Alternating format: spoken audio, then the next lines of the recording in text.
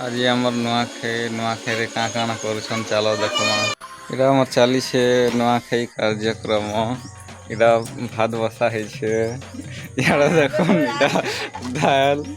इटा हमर नानी काकी बना रखो उइल प्याज काटुछन। या बड़ा छानु छन पूरा रेडी होला न। देखो बड़ा इरा चिटका है छे। या काम बड़ा बनछ। मुग बड़ा बनछन।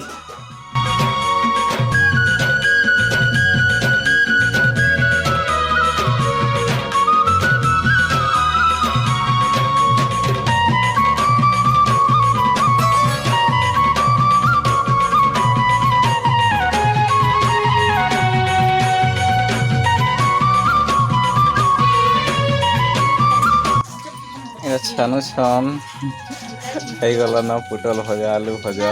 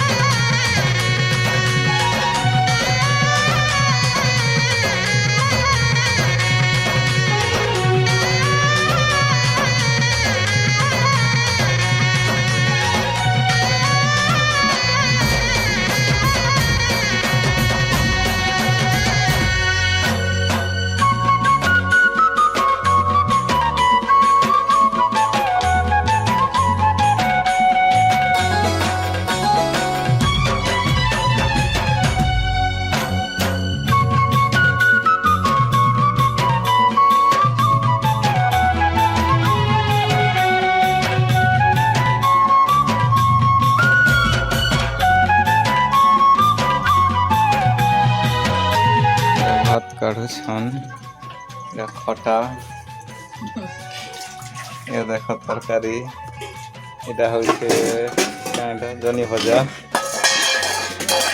ता झुनगा एटा काढुछन दाल